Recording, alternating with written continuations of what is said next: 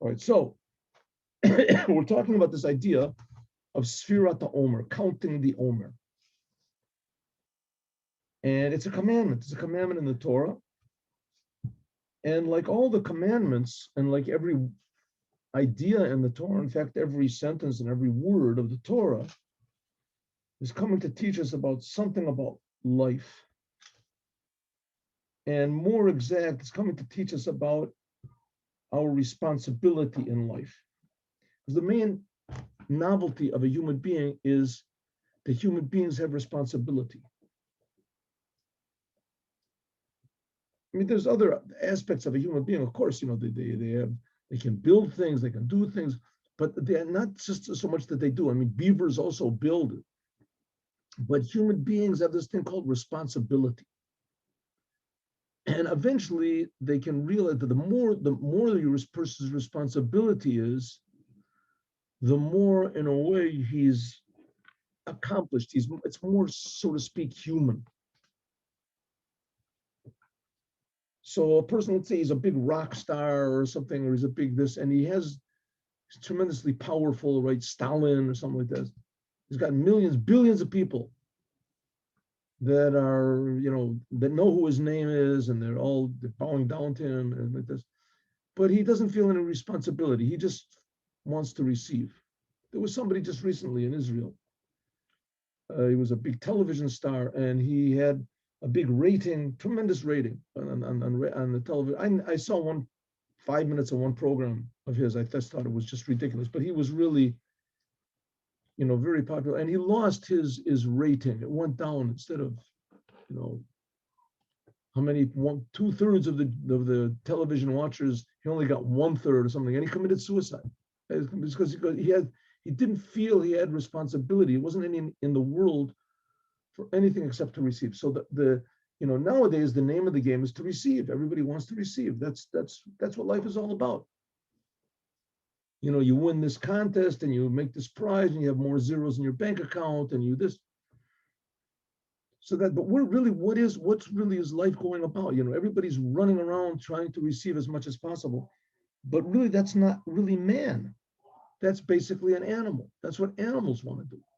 Basically, man is, of course, a very developed animal to the point where they're willing to destroy and use intellect and everything. Here we just saw there was World War II, where people they had no responsibility to anything. They just destroyed other people, and all they wanted was just to receive. The communism should take over the world, the Germany should take over the world, the China should take whatever they thought. So the idea is to really to be responsible, like a politician. A politician, if he's responsible to the people, that's what it's supposed to be. But if he's not, if he has his own agenda and he pretends to be responsible to the people, that was the big thing about communism, right? Communism, there's never more beautiful slogans and inspiring sayings and mottos than communism, for the people and everything, and there was going to be brotherhood, and in the end they just killed like 50 million people. It was, because there was really no true responsibility to anything except to themselves. So when it comes down to it, the smallest thing that everybody throws underneath the carpet, which is true responsibility, that's really the most important thing. And ideally, the responsibility is to God. And what does it mean to God? To your creator that's creating you. And responsibility means to God means you're not thinking at all about what you're going to receive. The ideal, this is maybe best expressed by a soldier. A soldier is not thinking about anything. He's doing everything for the country. Ideally, that's what it's supposed to be, to save the country. Okay, then the question is the country, has it got good ideals? But nevertheless, it's sacrifice, total devotion to a cause. You see this in music and sports and the total devotion. So here the Rebbe is talking about how, and that's what Mashiach is going to bring. Mashiach will bring total responsibility, feeling total responsibility to the Creator. And people won't think solely about themselves. Like we learned in the Sikh about the Rebbe, they'll think about themselves and about God and the world. 3 things, not just about yourself. So that's what the Rebbe is saying. That's the whole idea of counting the Omer. So when did the Jews count the Omer? Between going out of Egypt and receiving the Torah. And now this is something, these are not just historical events. They were historical events, but it's not just historical events. These are basic principles in responsibility. Principles in responsibility to the creator of the universe. So first of all, step number one is you have to go out of bad. You have to go out of bad. In order to go out of bad, you have to know what is good. So that's the idea of going out of Egypt. Going out of Egypt means going out of limitations, going out of your false idea, false feeling of false feelings of egotism. Maybe the best example and the most terrible example is addiction. People that get addicted, at least in the beginning, they get addicted, they're flying high. They're sure that they found the way, that everybody else is, just losers, or they're square, or whatever they used to call it. And that they know what's really right. That's it. They take this drug and that's all the problems are done. And everything is just wonderful. And people get addicted to all sorts of crazy things. They don't have the drugs and things. But when they did it, is they're sure that they're right. That's called Egypt. In other words, that they're living in this little tiny, weird, egotistical bubble that they can't see anything except for themselves, and they think that that's the whole world. That's it. That's Egypt. That's Mitzrayim. That's Mitzrayim. And everybody's in it. Just everybody's addicted to a certain degree to their own egotism. People are addicted to fear. They're addicted to the anger, to pleasure, to this. They just can't get out of it, and they don't think there's any real alternative. They don't think there's any real alternative, at least not for them. That used to amaze me. People, try when there was the big thing about trying to stop smoking. Now smoking is not the biggest problem. People try to stop smoking, and they couldn't stop smoking, but they saw there was thousands of people all around them that weren't smoking, and they were living life fine, right? Alcoholics. They see that there's, the vast majority of people are not alcoholics, and they live an okay life, right?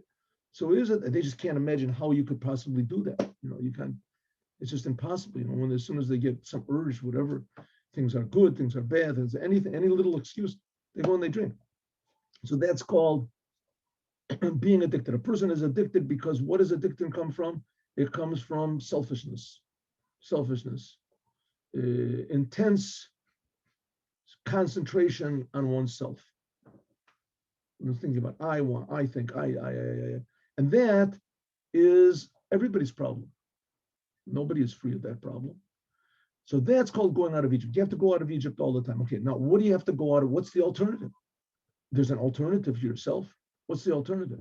So he says, yeah, the alternative is the creator of the universe. The creator of the universe is more real than I am. The creator of the universe is more actual than I am. The creator of the universe is creating me. My whole feeling that I exist, that whole feeling that I have is only coming from the creator.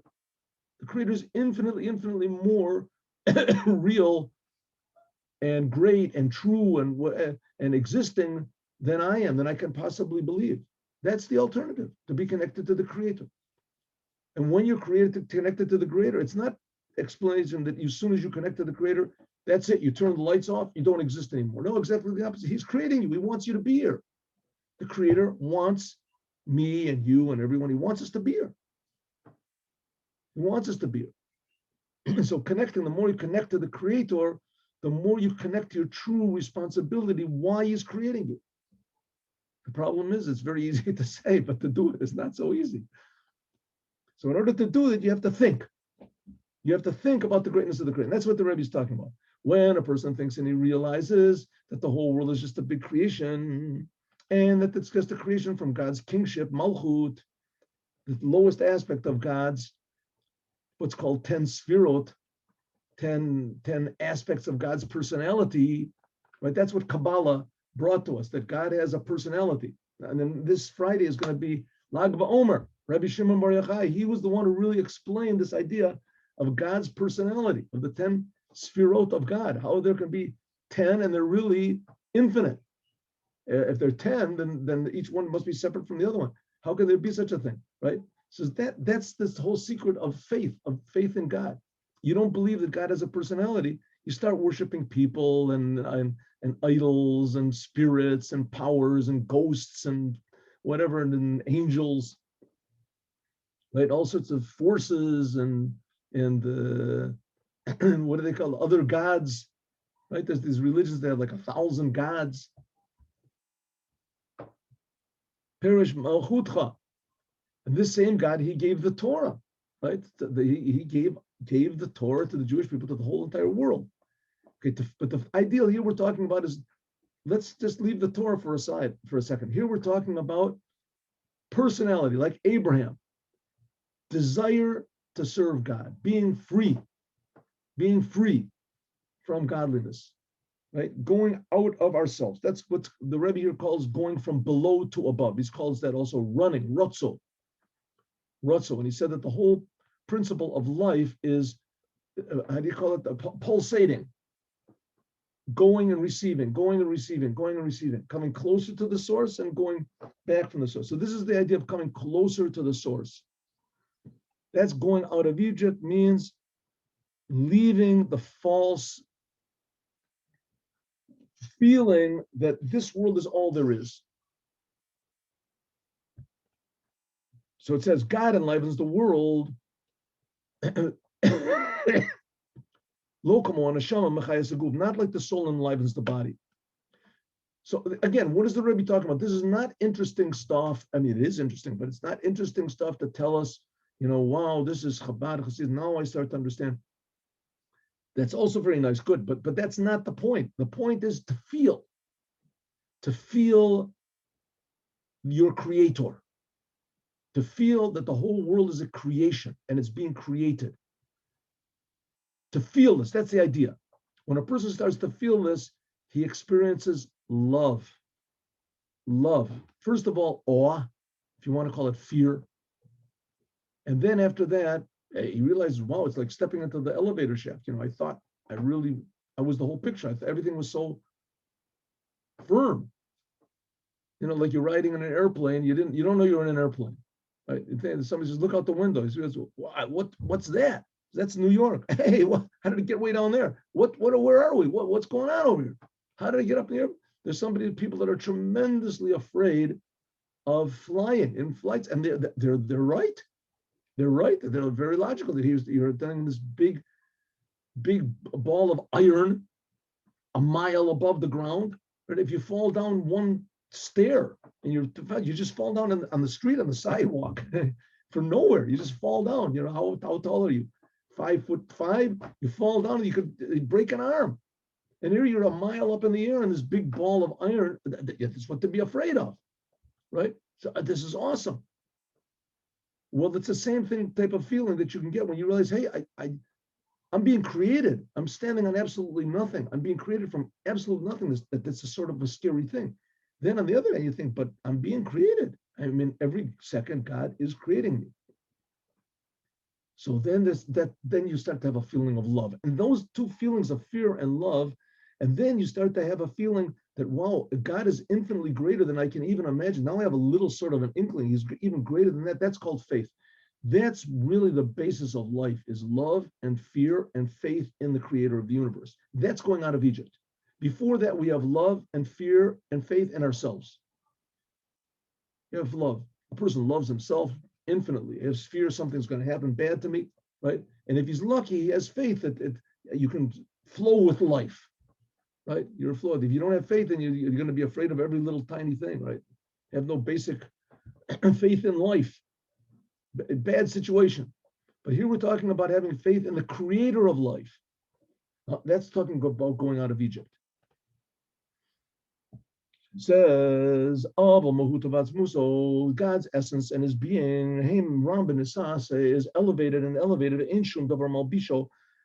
God is not like the soul enlivening the body. God is not just a spirit that enlivens the world.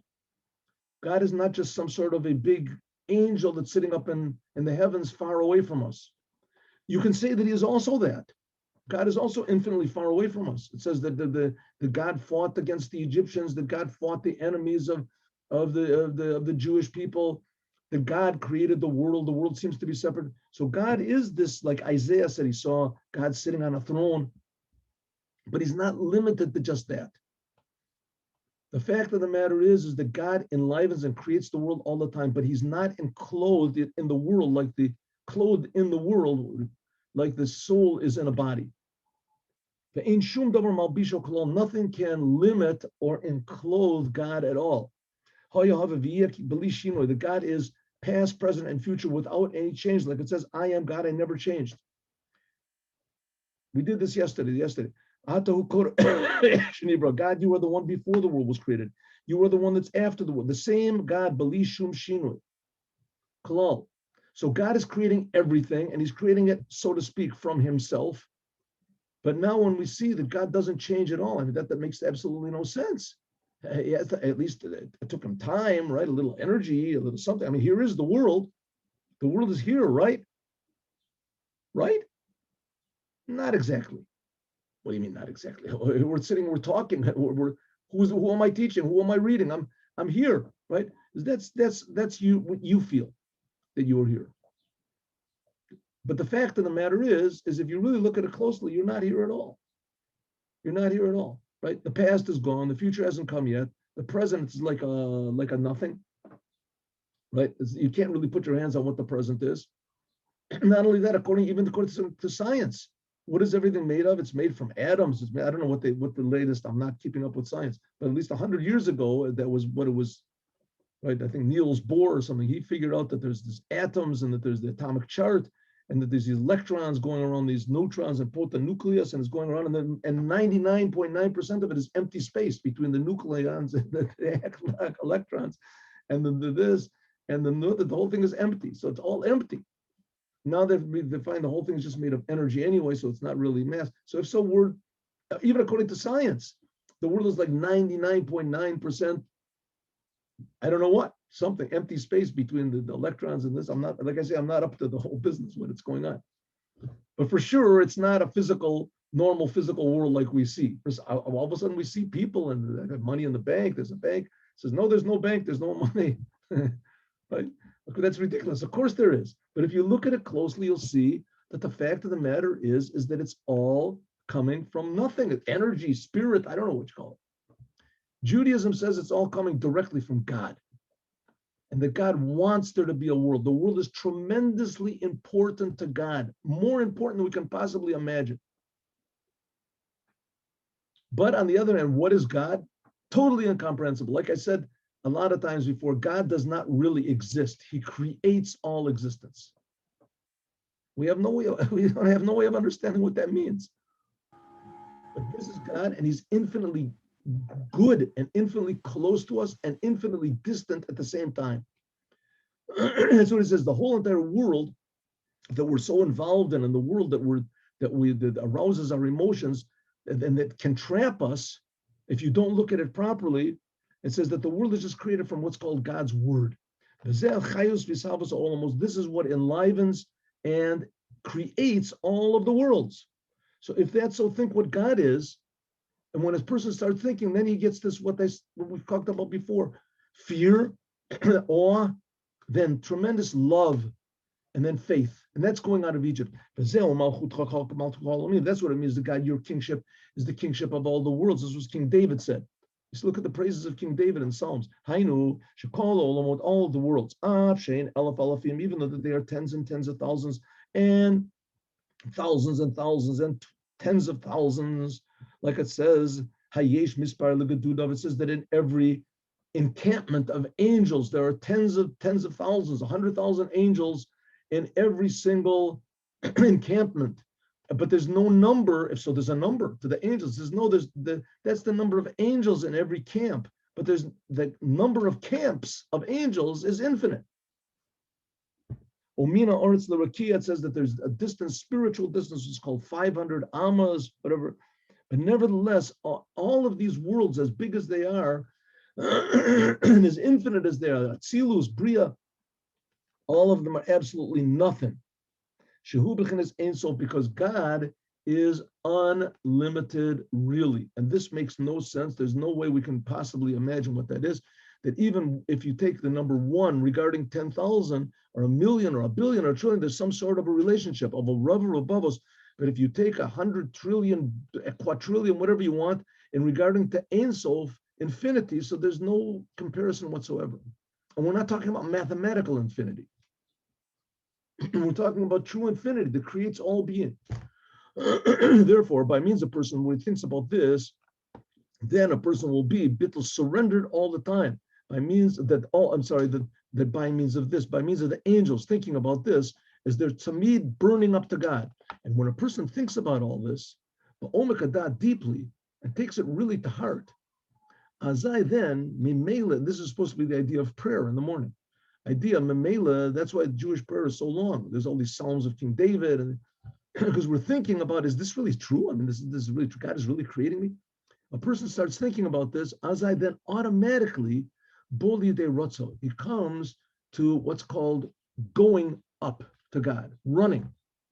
Liot ve'ahavta et Hashem Elokecha, to love God. B'chol levavcha, l'tzeit min hamitzrayim, to go out from your limitations. Suddenly you start to realize just a very simple thing. Let's take a very simple thing, being alone. Being alone is terrible. When a person is alone, he's abandoned. Nobody cares about you. So either you relegate yourself to being a hermit or something and you just hate the world and get, that's good enough. Or you feel terrible, you feel awful. Well, nobody is alone. No one. No one is ever alone. No one ever is alone. God is creating us all. And God is real, infinitely more real than we can believe. And God cares more than we could possibly imagine. It's just not maybe on our terms.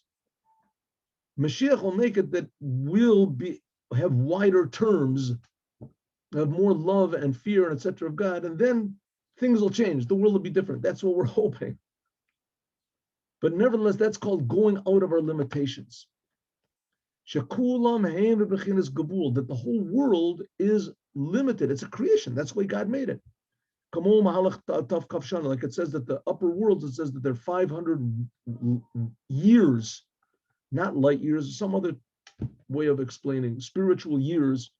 And begashmius and beruchnis, regular physical or spiritual, hu bebechinas meitzar gavul, the whole entire creation, even the highest upper worlds, they have some sort of limitation that conceal liod nir liyesh, that conceal the creator, and the world seem to be a real separate entity, totally independent from the creator, or even more, that there is no creator, that they're just worlds are just always here. And that's the way God wants it. He wants the worlds to conceal God. That's the way he wants it. He wants us to have this feeling of being separate from God and that maybe there is no such thing as God, and to be egotists and to be this. That's the way God wants. Why does he want it? So that we'll defy our nature. That's called going out of Egypt. God wants there to be Egypt, and he took us out of it. And that's so important that that's the first of the 10 commandments. I am God that took you out of Egypt. He wants everyone, everything in the world, even the angels, seem to be a thing in themselves. Rak ledavka bo, only to cling to the truth, to cling to your creator. Shu believable, that God is infinite. Bechinas ein sof mamish, the God is infinite.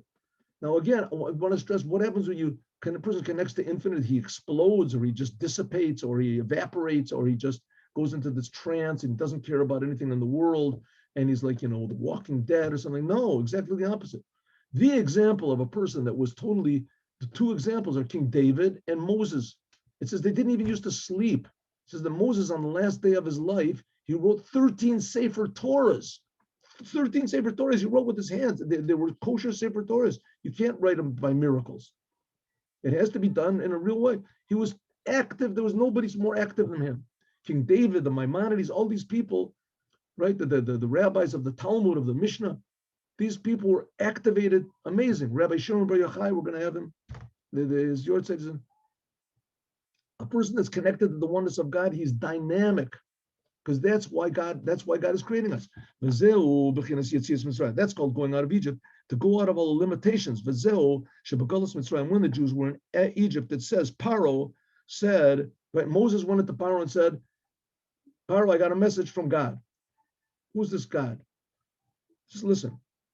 I got a message from God, and God says, let my people, my sons, my chosen ones, B'ni B'chorei Yisrael, let them go to serve me. And Paro said, who said that? He said, God, the creator of the universe. And Paro said, Lo yadati et Hashem. I don't know anything about this God. I know all the other gods. I know all the other spirits. I know all the, you want to see, I can turn a stick into a snake. I can do whatever you want to, right? I can turn water into blood. I can do these things. I don't know what you're talking about. The creator of the universe. The God that he is totally above and that creates all time and all being, Beli Shima, without any change. Paro said, I don't know anything about that. Look, okay, the fact is, matter, we also don't know, but that doesn't stop us from saying that there is such a thing. We can feel maybe God really does exist. Maybe I'm really being created. And Paro said, no way. I don't know what you're talking about. You Jews, you're my slaves. What are you coming? You're coming and telling me philosophies? What is, with my worldview, I conquered the whole world. What have you got? You're just a bunch of slaves. Get out of here. You're representing the creator of the universe. What's the creator of the universe? What are you talking about? That's Egypt. That's Egypt. No such thing as God, and I'm sure of it 100%, and I'm the boss. Leave me alone.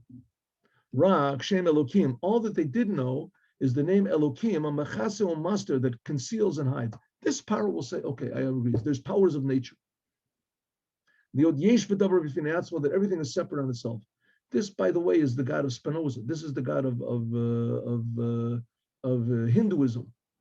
Right? This is the God. There's a general power that exists, right? But there's no meaning and force. And lo yadati is part of the lo yadati esad Hashem. That's what it means. I don't know God. There's no creator. There are forces in the world. There's powers in the world. There's heaven. There's hell.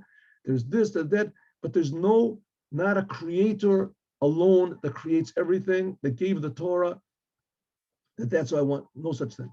Hari shadat Hashem bebechinas galus.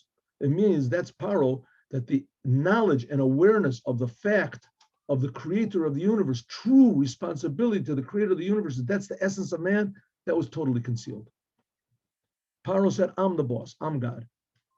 That's why it said that we finish when we say Shema Yisrael, which is Shema Yisrael means going out of Egypt. Look at the 47th chapter of the Tanya, explains this beautifully. Ani Hashem Elokechem asher tzeti etchem eretz Yisrael. I am God that took you out of Egypt. Ani Hashem Elokechem, I am God. Yud Kei Vav Kei, the name Yud Kei Vav, the essence name of God. That's what takes us out of our Egypt.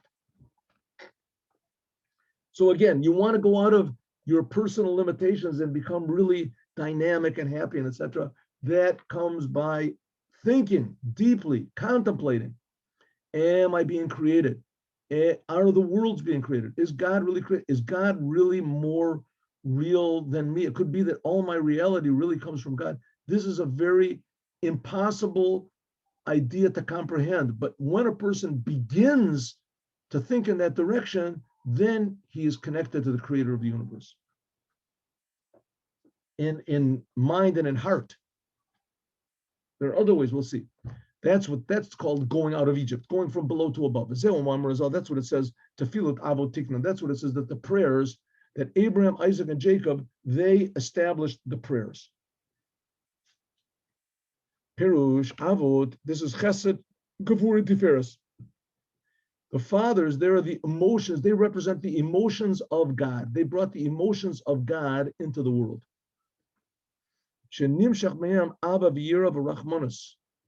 It brought love and fear and mercy.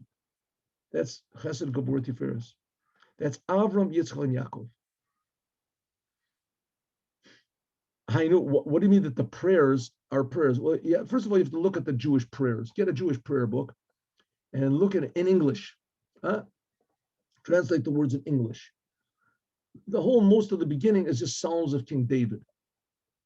Psalms of King David, and then they have the prayers of what's called the Anshe Knesset HaGadola, the men of the Great Assembly. That was like in the beginning of the Second Temple. They made these. I want to stress again that it says that the rabbis that were in the time of the Second Temple, that they had it says that they had the power to raise the dead. And there are certain examples where they did raise the dead. So these people were tremendously holy and good. Not that raising the dead shows a sign of holiness necessarily, but it's a pretty good. I can't do it. It could be that person could raise the dead by means of magic, sorcery. Could be. I mean, you can see that raising the dead is not. That says that that Ezekiel, the prophet Ezekiel, that he. True, this was in the first temple, but it says the prophet Ezekiel, he enlivened 20,000 dead people. That their bones. That's the thing of the dry bones. The prophecy is that these were Jews that left Egypt. They against the will of Moses. They tried to go to the land of Israel against the will of Moses, and that they died. And that it says Ezekiel brought them to life. So all these people, the men of the great assembly, they were also prophets, right? Haggai, Malachi, Zechariah, they also had the power to raise the dead. All these people, so they're tremendously holy people. So the whole idea of prayer, Jewish prayer, you should look at it and see what the words are. It's a very interesting thing. That's what the Rebbe is talking about. It says that the prayers, there are sentences in the prayer. There's three types of sentences. There's some sentences that talk about loving God. Like, for instance, when you say ahavta, you should love God. That's the ones that are corresponding to Abraham. You do this by means of hitbonenut, by means of thinking, like we said before, how good God is, how he's creating us. Shu bechinas Abram. This is the level of Abraham. Abraham brought God, the fact that God loves everyone, he's creating everything from love. That was Abraham. That's really the whole beginning seed of Judaism, is love. The Giloi Ahava, that there should be revelation of love in the soul, in our soul. That's this level of ratzur, like we said before, running toward God. Then after that, then after that, it says in the Shema Yisrael that when you have this love and you love God with all of your heart and all of your soul and all of your might, then the words of the Torah become more alive. Even though the second chapter of the Shema Yisrael, it also says that you should gather up your grains, etc. In other words, that you're not going to be just learning the Torah all the time. It says, nevertheless, you should make your Torah, that should be set, and your work that you do, working in your fields and everything, that's going to be right secondary. You do that in order to make a vessel, only as much as you need to make a livelihood. But the main thing is sitting and learning Torah because you feel that's connecting you to your purpose in life. That's your responsibility. That's what it means that man is a tree of a field. A person is like a tree that grows in the ground. The main thing of trees are the fruits that come out of it. Shalov. Some people plant trees just because they like to see trees, right? Landscaping and something. But generally speaking, the main purpose of trees is the benefit that we get out of it. I mean, I guess you say landscaping, the beauty of the tree, that's the fruits, right? If it's a tree, a pine tree, whatever. But generally speaking, trees have this unique thing that they bring out fruits. As yesh gam kutzin, sometimes there's trees that also have thorns, va'olin, and they have leaves, v'gufa elan, and there's the trunk of the tree and the branches of the tree. But the main thing of the tree is the fruits. And similarly, Adam, a human being, especially we're talking about a Jew. This is written for the Jews, right? Ha'ikar, the main thing is the fruits. Heinli, namely Torah v'mitzvot, namely the Torah that he learns and the commandments that he does, the good deeds that he does. Like the rabbis say, ma pri mitzvot, says the main thing of the fruits of a person's life are the good deeds that he does. V'zeu inyan Torah tan keva. That's what it means. Is Torah is set. And the rest of a person's, the things that he does, he eats, he sleeps, whatever, his clothes, he has a house, that's like the leaves cover over, which is very nice. It provides shade, but the main thing of the tree is the fruits. This is all done because of love. This is the aspect of Abraham. A person that the Torah and the commandments that he does, why is he doing the Torah and commandments? Because he loves God. Because he wants to do what God wants. He's not thinking about himself whatsoever. And there's a lot of stories about even people in the Holocaust and etc. that they put on tefillin. And I think I told you one of the stories, but I'll just tell you one of them very shortly, this idea of love. That there's a rabbi in Chabad, his name is Nissim Mengel. Nissim Mengel. He went through the Holocaust. He was young in the Holocaust. So he must be, I don't think he's that old. The fact of the matter is, I mean, he's probably in his middle 80s, could be. Nowadays, old is, 95, 93. 90 is getting old, but 80s is already, anyway, so he's like so he told the story that when he was in the Holocaust, he was very young. He was young. I don't even know if it was bar mitzvah. He was young, he was small, he was strong, and he was energetic. In any case, when they made the selection, so they sent him and his father to work.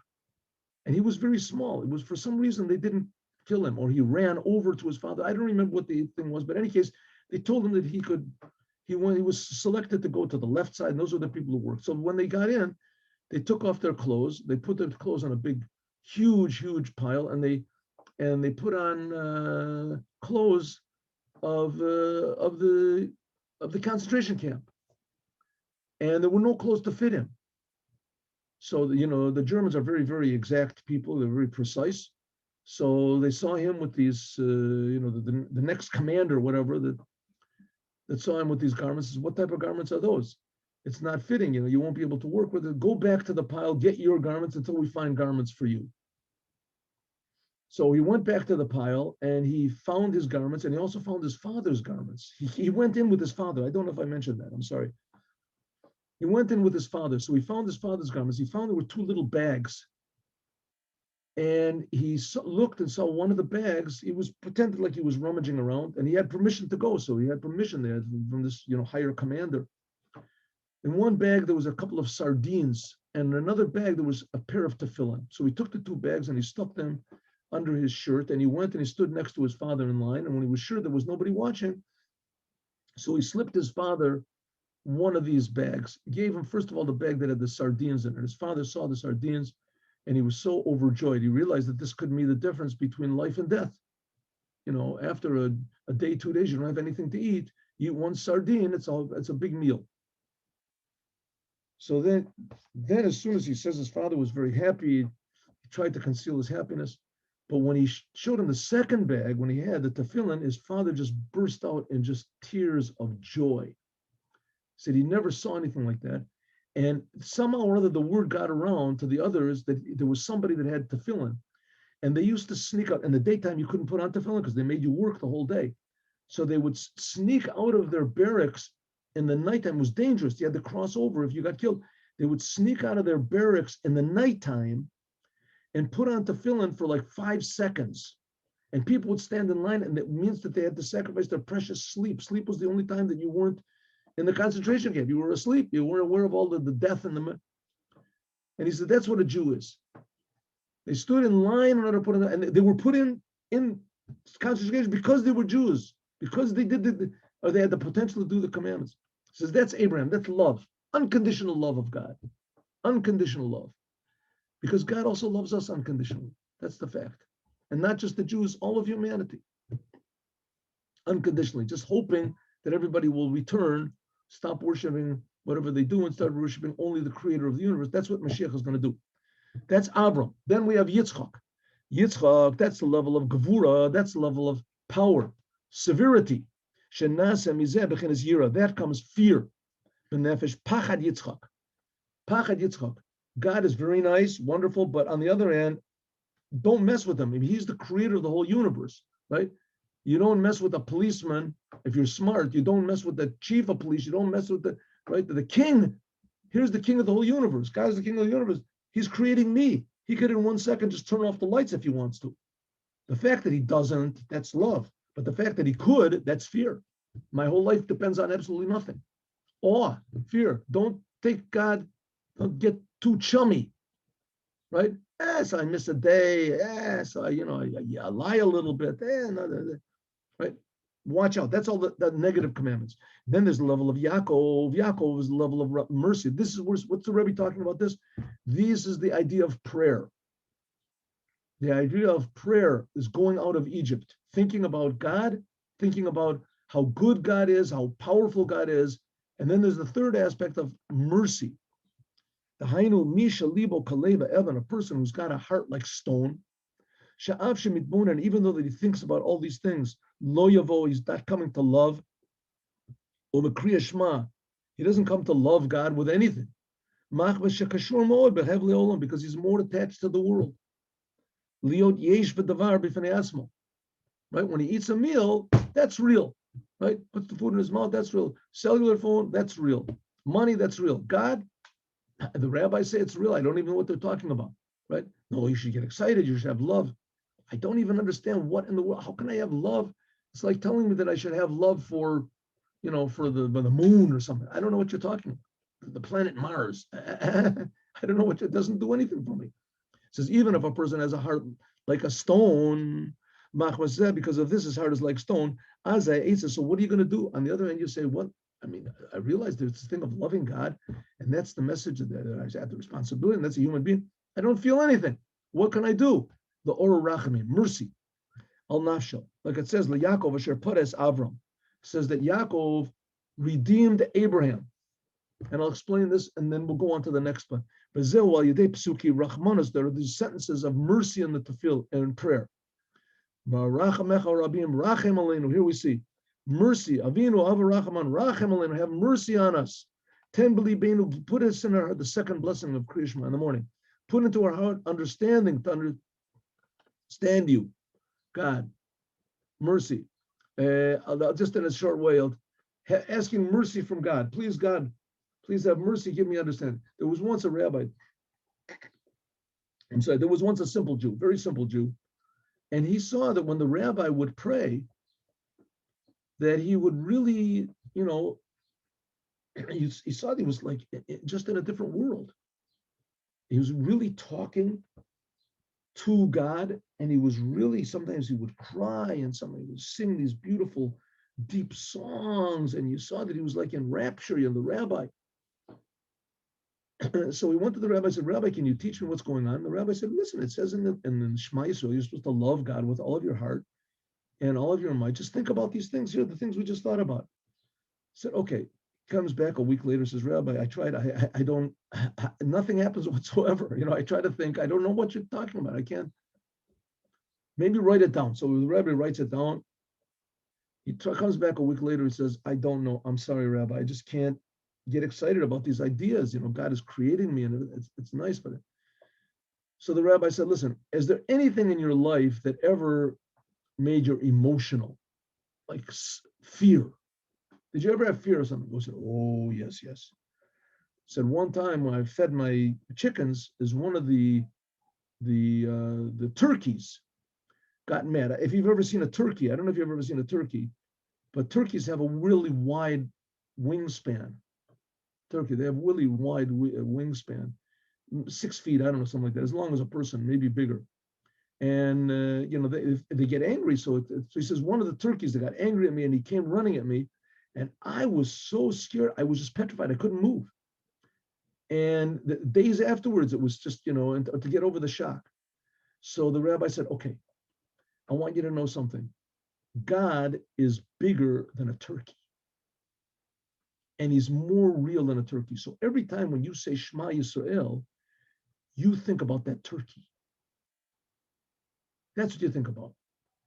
So he said he did it, and it worked.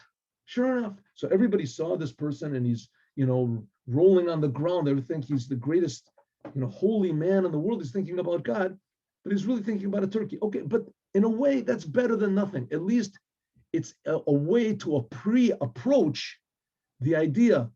A turkey I can understand. God is more scary than a turkey. How could it possibly be? But I believe the rabbi. The rabbi said. So sometimes we have to do things like that on our own also. You think about something that you love, something that you're close to, this, saying God is creating that thing. Oh, that gives us a feeling of love. This is the idea of going out of Egypt. And we're going to say we're going to learn tomorrow, the going out of Egypt. This was just a preparation to receiving the Torah.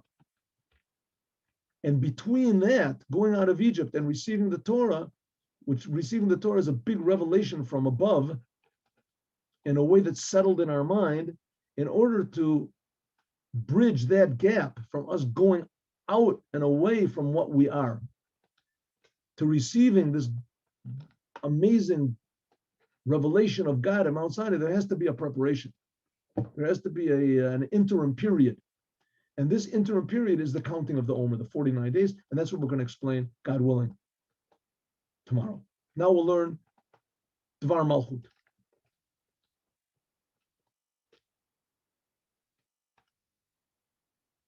Shalom. Good morning. Okay, here we go. Dvar Malchut. Ready? Stop the recording.